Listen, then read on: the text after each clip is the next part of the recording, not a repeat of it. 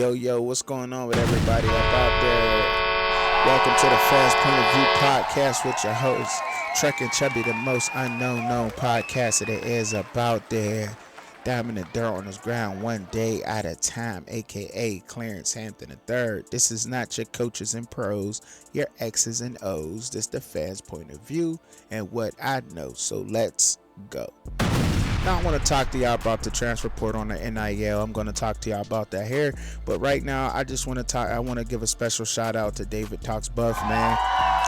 Reaching out, man. Not being the gracious person that he is, the good guy that he is, man, and inviting me up on the panel to talk some college football, talk some buffs, some moves, and get my taking my opinion on things and the way I think that things should move forward with the buffs, man. And I appreciate that like no other, man. Him and Matt, for real, man.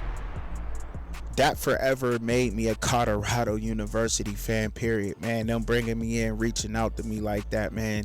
Nobody has, man. Big Chico, man, Rawhide, man. They all brought me in. And to be honest, like, I'm a bandwagon buff, you know what I mean? Like, and they still brought me in, like, yo. And that right there just opened my heart up even more to be a Colorado Buffalo fan. For real, man. That's crazy. That's wild that they did that. And it did because of them showing me that even though I don't have the amount of subscribers that will put them on the map or some crazy number, they still like, nah, man, you talk sports, you talk, come on in here, get your opinion, come kick it with us. And that was dope, man. That's super dope, man. Super dope. I can't wait to do that tomorrow. Y'all be on the lookout for that. All right. So I want to talk to y'all about some of these bowl games, and I want to talk to y'all about the college football playoff also. So I'm gonna get up into the college football playoff real quick. Now, we all know what happened, with Florida State University. However, you just can't argue with the fact that, the panel, they had a tough decision, man. The committee had a very tough decision to go off of. A lot of us that are competitive and we know how things go, that's what we have a problem with. Florida State went undefeated. We really don't know what Florida State's quarterback would have done with the couple of weeks off for the college football playoff, because you got to remember that him being with a third string quarterback, playing against Louisville and them winning, and he had very limited time even to play against Louisville, right? So those couple of weeks he would have had with the starting offense behind a starting line, everybody wants to win, so they're going to give him his best effort. And him having, a couple of weeks to work with them, every day for 14 days, that's like, it's not really enough time, but it's more time than what he would have had in a Louisville game, and I'm sure he would have showed better. However, he has a chance to show that against Georgia. And what Florida State does against Georgia, it would be a win-win situation for them in this. As long as they don't get shut out and blown out by Georgia, they will have showed the world that they deserve to be in the college football playoff. And Florida State has the chance to show the committee that teams can match up well and play football well with these dominant Power 5 schools. Now, they could, and Florida State's a Power 5 school too. Don't get that twisted. They're not a group of 5, but they still have a point to show that, to put on for the ACC, to say we're here, we deserve to be here. You know what I mean? Even if they don't win this game, you know what I'm saying? They have a chance to prove themselves here and now against a very good Georgia football team, to where even people saying them losing to Alabama in the SEC championship, they probably still would have won a college football playoff. You know what I mean? Now, I do want to say that the SEC defenses were not the same this year, and that's why you see Alabama beating Georgia. You know what I mean? Like, Alabama did not play. It didn't look pretty like normally how Alabama, win does. Their season was not pretty. It was not unflawed, and that is only because the inconsistencies of their defense. In my opinion, the most consistent SEC defense that I've seen was Mizzou's. Even though Mizzou is not ranked up there, but I'm saying if you want to go off of the eye test, because stats don't tell the story all the time. But the most consistent defense that I have seen out of the SEC this year, you can argue with me that Ole Miss is, but I have to go with Mizzou, man. Week in and week out, they put on, man. That's just, you know what I mean? Like, and but now we'll see Michigan out there, with a banged up O line. And to me, honestly, I don't think that this is the same Michigan team from last year. I do believe that Michigan and Ohio State had weaker schedules, so to speak.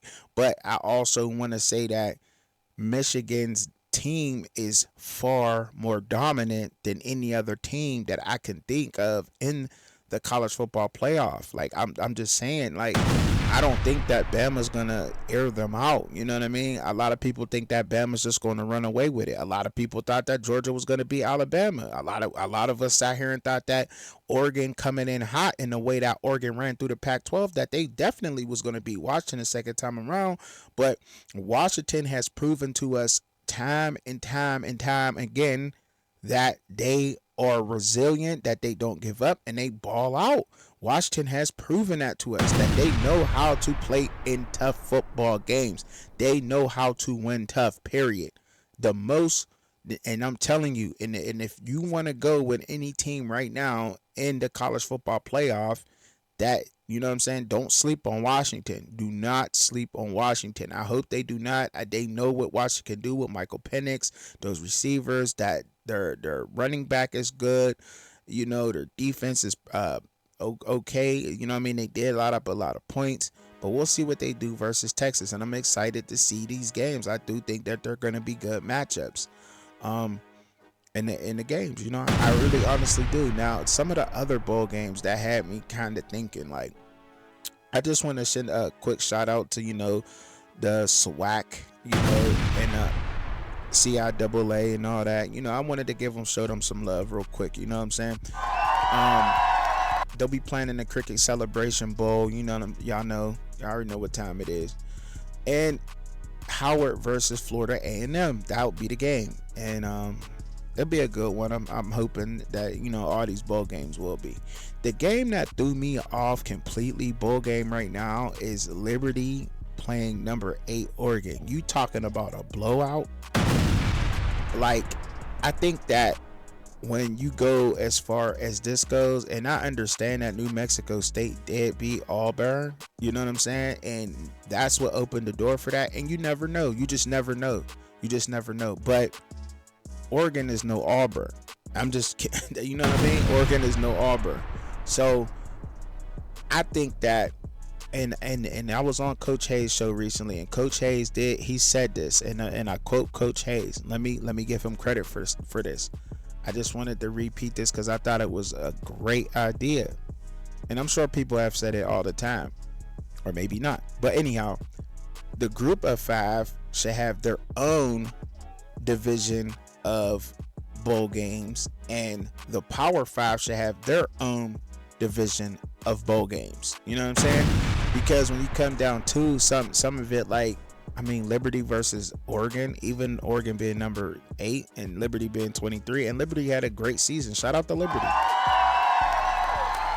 But do you really think that Liberty can be on the field with Oregon this year? That's my question. That's my first, that's one question. Do you honestly think that Liberty can hang with Oregon? All right. Like I said, in the Capital One Orange Bowl, you got Georgia, Florida State versus Florida State. Now, Florida State has a chance to prove themselves in this bowl game, man. Like, they got a chance to prove to the whole, the whole committee, everybody that think that Georgia's going to run them off the field, that they can hang with Georgia. I think that the ACC had some of the best defenses in the country this year, besides the Big Ten. That's just me. You know what I'm saying? You used to seeing, when you see Alabama and Georgia going to the college football playoff, you're used to seeing their defenses right there, ranked statistically, not even by the eye test, but statistically too. You know what I'm saying? Let's not forget how many points that they let up against it. They let up a lot of points this year, man. didn't dominate the way they used to. No, it wasn't pretty. And it also could have the balance of the transfer portal and coaches getting the players they need out of the portal and stacking their teams up correctly. It could have a lot to do with that too. You know what I mean? May not just be just their defenses. Could be that also. The Chick-fil-A Peach Bowl, we got Ole Miss at Penn State. I think that'll be a great game. Two evenly matched teams, SEC and a Big Ten team. And that's also going to show how tough the Big Ten really is also. And the SEC is too. We know the SEC is always tough. And then you got another SEC Big Ten matchup with Ohio State and Mizzou. I think that Mizzou's defense was the most consistent defense. They will show up. Two good teams right there. That's going to be a great one. That's going to be on December 29th, a Friday. And the Chick-fil-A Peach Bowl with Ole Miss and Penn State, that'll be on the 30th. And then you already know we got Texas versus Washington. That'll be a great game right there. I think that I just don't know if Texas can't. They're coming in hot. But however, they're going to cool down. These couple of weeks is going to cool them down. Washington have shown that they could come in and they could play. Now, Texas is going to be prepared to play them, but so is Washington. And Washington is no joke. They got a bunch of people that's going pro, man. That's going to be up for the NFL draft. And listen to what I'm saying. Washington has shown that they can play in these tough games. And so has Texas. Texas did take an L this year. Washington didn't. You know what I'm saying? That's going why I want to see that. I definitely want to see that game. It's going to be a good one. A tough pick right there. But that, like I told people earlier this year, put some respect on the Pac-12. That conference was for real. This year. So put some respect on that. All right. Alabama and Michigan, like I said, man, Michigan, I'm going to go out on a limb here and I'll correct it. And people say, well, this is why you're a fan's point of view and you're not a pro because you think that Michigan is dominant. I think that Michigan is very dominant. I do not think that Michigan is the same Michigan we seen last year get ran off the field. I don't think that that's going to happen this year. I do not think that that's going to happen. And it's another Big Ten SEC game. They set up a lot of games like that. Because now I think that the Big Ten, and I'll say this afterwards. I think that Michigan is going to ball out with Bama. I think they're going to ball out with Bama. I think they got a chance of beating Bama. I honestly do. That defense is for real. You take away Milton off that offense, you limit Milton on that offense. You could try to run the ball. If you want to run it on the read option, cool. Let your running back get the yards. But if you take Milton out of that game, what does Bama have? Tell me that, please. Please. All right? You could argue that with Michigan. You take Blake Corum out the game, but you got to force J.J. McCarthy to. But they can beat you more than one way. It seems like that you take the quarterback, the Bama, like, I don't know what they got against Michigan. I'm sorry to say that, but I don't think so. But whatever. That's just me. That's why it's fans' point of view. That's just Truck and Chubby. All right? Now, I do think, real quick, I'm on to the next thing here, that Oregon, USC, Washington moving over to the Big Ten, I'm going to say this. I do believe that they stack up now, starting next year when they move over there, that the Big Ten will now be equivalent to the SEC. I do believe that. Yes, I do. I honestly do.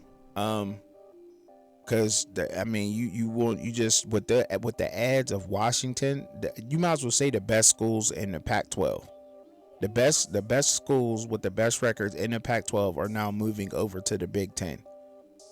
So now you have a Big Ten that is fully loaded, and now it'll be hard for any committee from here on out to say that a Big Ten team would not deserve to be in a college football playoff. However, I think this hurts the ACC more than anything because of them not getting any of the big schools like that in there. But I'm going to say this. Florida State and Miami will help. Um, Penn State was coming up. They have to do a good job with recruiting and bringing in talent to the ACC because the ACC had some of the best run defenses in college football. You can argue that Clemson was one of the best with better competition than the leaders who are ranked above them. Okay. Now, if you look at the rankings above and see who is above Clemson, Miami, and everybody else, they didn't have to deal with the ACC offense all year neither. You know what I'm saying? They barely play out of conference, and when they do, it was a SEC school. Whether you want to say the SEC school was a bottom team or whatever, they're still a SEC school. And then they're playing everybody in their conference. Now, you know what I'm saying? And to shake things up, like the ACC was so tough that even bottom teams such as Pitt beat a Louisville team. You know what I'm saying? So, like, that's just how tough it was. They are tough. They are tough, and I won't count them out. You know what I'm saying? But I do think the add of USC and Washington going over to the Big Ten puts them over the ACC. I do think so, and we'll just never be pleased as fans anyway. You know what I'm saying? Because then we'll be complaining about the 13th team that didn't get in because of the record and the home games and everything else. But I do think that if you win enough games and you win a tiebreaker, then you deserve to be in there. You know what I'm saying? And I hope that's where it stops.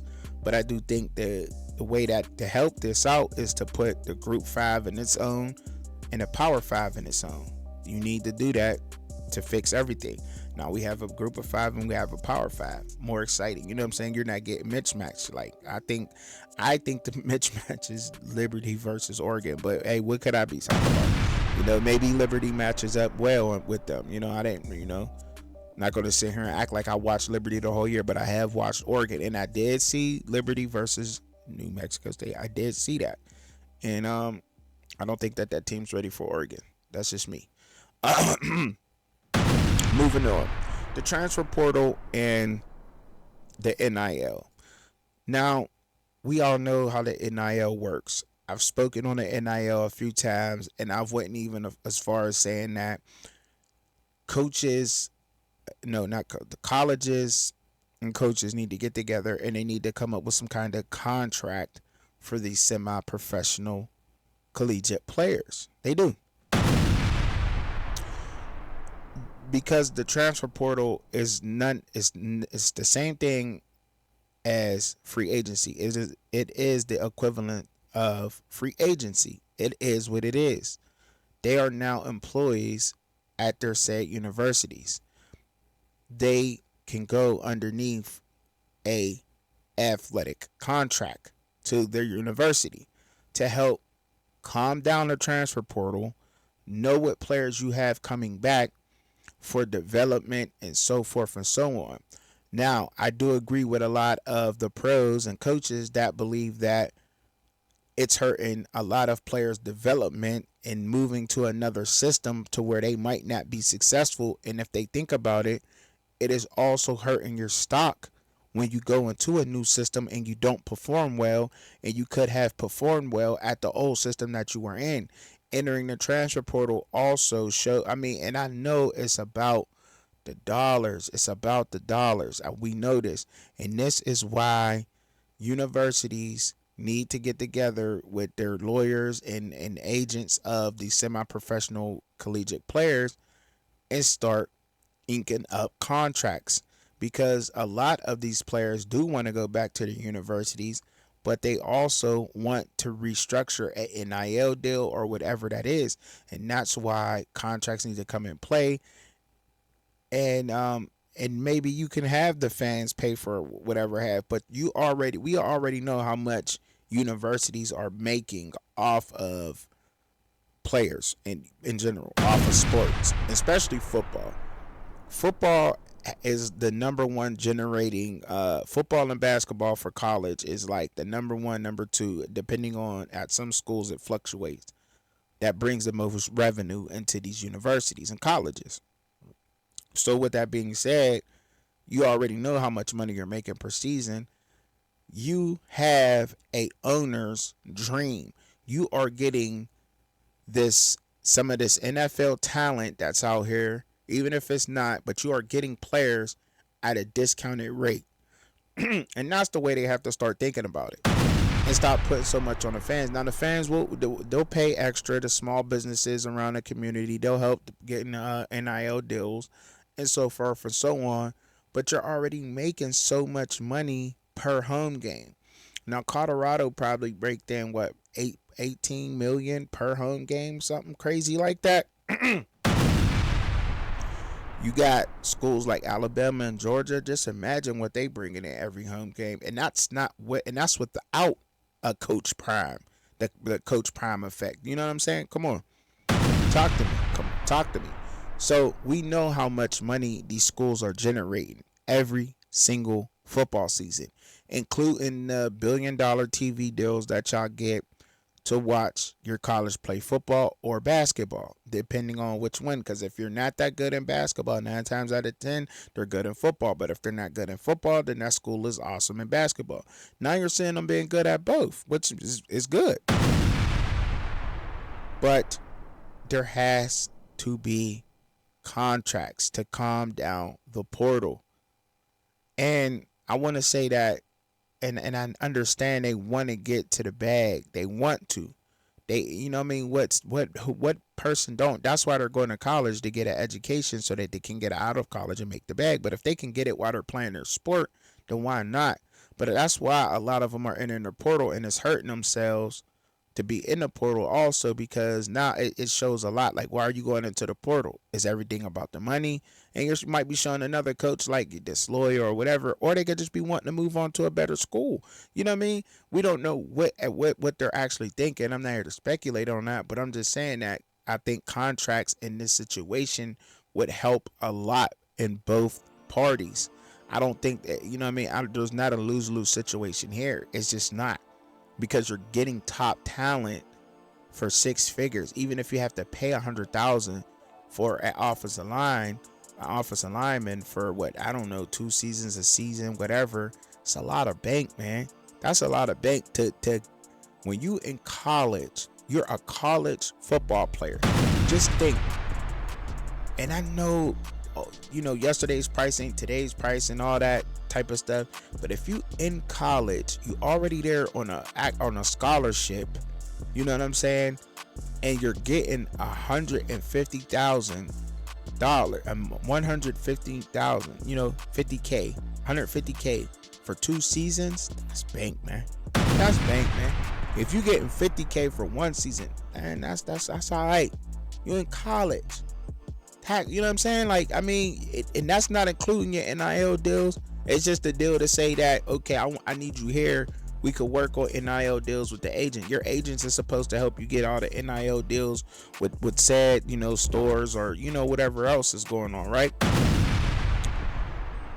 And you have a lot of these major brands that already support a lot of these schools. You know what I mean? Like, I don't know what's going on there, but how come these brands hasn't reached out to some of these athletes at these schools, or how come some of these schools hasn't reached out to some of these brands to help some of these athletes, to take a lot of pressure off the local community and what's going on there?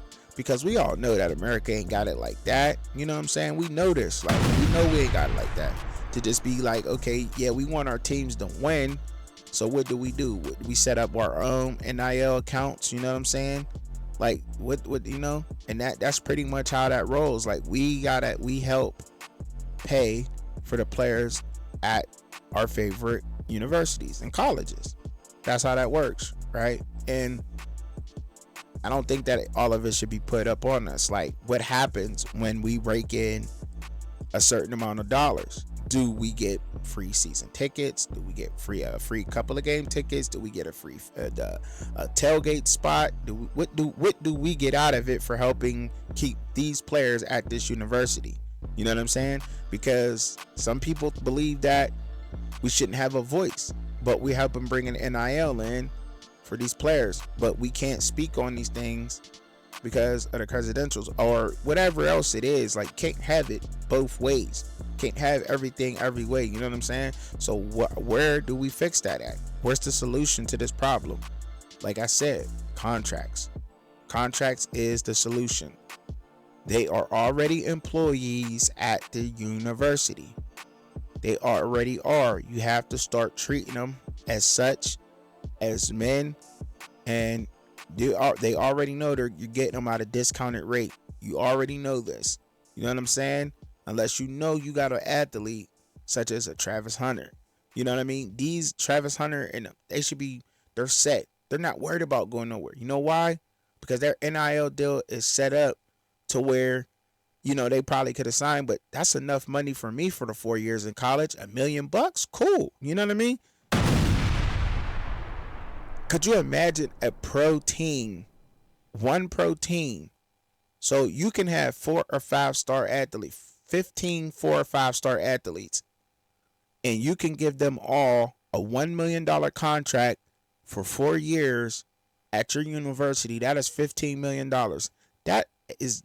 It's a chunk, but you're definitely going to make that back probably with one home game or a couple of home games in revenue.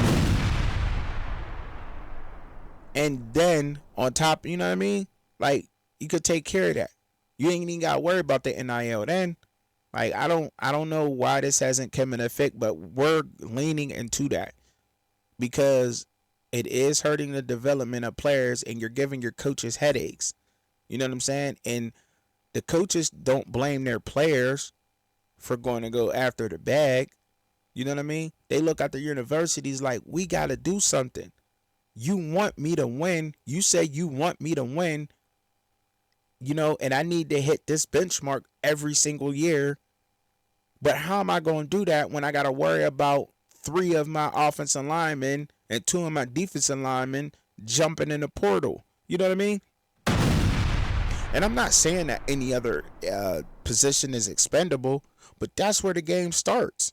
That's where the game starts at, is in the trenches. You know what I'm saying? So, and that's a very, and I would say that that's probably the most important position because now that brings everybody else there. Don't know quarterback want to play behind a trash O-line. You know what I'm saying? Don't know, D-backs is thinking like, okay, I might get some picks, but I might have to tackle all the time because my linebackers and my front 4, my defensive linemen and my linebackers ain't what they are. They ain't it, And to the college students, until we get to that point where this sets up, and we are moving into that, but until we get to that point, a lot of the semi-professional collegiate athletes have to understand that you have to build a brand somewhere too. A lot of you have to build your brand up too at some point, before you move on. You can't just jump in the portal, with some tape and some people might just be jumping in the portal just to move on. But if you're doing that just to move on, you would think that you already would have signed into a school. But when you're sitting in a portal for a month, 2 weeks, a month, you know what I mean? And I understand you got to wait till you make the right decision, but does it really come down to the decision or money? You know what I'm saying? Because you got to already have a brand and everything before you move over there. You just can't jump in the portal like, oh, I'm the man, or I didn't get no playing time, and think that everybody's and they're gonna pay you to come over. Like, I don't know. Don't work like that. Gotta understand that too. What did you put on tape before you jumped in the portal? If you ain't really got nothing good on tape and you in the portal, how could you expect somebody to be paying on you? You know what I'm saying? Or throwing deals your way. That don't work like that, and you don't want to show that anyway. You know what I mean? Even if that's the case, you want your work ethic to shine over your pay. Because if you got a good work ethic, you're going to get paid. Like, jobs notice, even in regular 9 to 5, and that's where I'm speaking on this from, comparing this from, and I'm sure I could compare it to you putting in the work in the gym, and taking care of your body. It's the same thing I have to do in order to perform at my 9 to 5. I have to take care of my body. I have to get the proper sleep, the proper rest in order to perform well at my job. You know what I mean? Got to make sure, and I got to work hard. If I don't go to work and I don't do my job, I'll get fired. I'll get hours cut. My hours will get cut. So I got to stay up on my thing, right? Same thing. You might, you know what I'm saying, somebody behind you in the depth chart. You got to stay up on your thing, right? You got to stay up on your job. I can't expect to get a raise if I'm not doing that.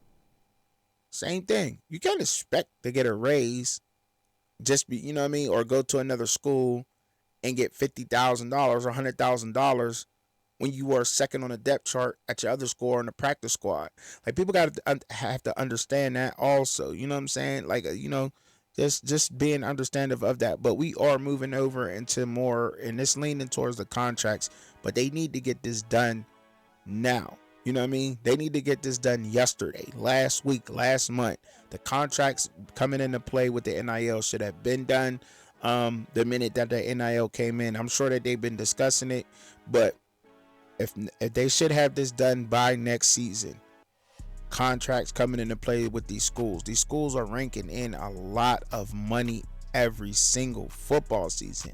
A lot of money. And you only have to pay a fraction of that for a whole team of all-stars. Could you imagine that? You know what I'm saying? That's crazy. Now, when instead of asking the local businesses to pay for their players, you can work with the local businesses, such as, putting them up on the billboards, giving them a wall at the stadium, advertising them at the stadium, throwing their hat. Like, you do that anyway, but you know what I'm saying? And now they don't have to come out and spend a whole $100,000 to get some advertising done or anything else, because that's pretty much what it comes down to. You know what I'm saying? Like, but you also are giving local businesses the chance to, to be a part of that. And I understand that. And I do understand that also. But the portal thing, it gives a lot of headaches, man. A lot of headaches. Because only a certain amount of small businesses in the area or businesses in the area can only carry so many players, man. You know what I'm saying? Can only carry so many players. Because in a minute, Nevada University, if you really want to go there and say that, I don't understand why Nevada ain't got all the money that go through Vegas. Shoot, man, I understand. I don't know why Nevada ain't got the top team every year, just throwing money out. But if you could do that at a discount, absolutely do that, man. And like I said, I'll be up on a David Talks Buff show tomorrow. I want y'all to like, share, subscribe, man. I enjoy kicking it with y'all, dropping something out here. I just wanted to talk about the NIL transfer portal and some of these bowl games that's out here in the landscape of college football. Be up on the basketball soon here, man. The season's dwindling, so we already know I'll be up in there. Yo, Truck and Chubby, I'm up out of here, man. Thank y'all for kicking it with me. Don't forget to like, share, subscribe. Even if you don't rock with it, somebody that'll get passed to on your timeline or on your page definitely will. Believe that.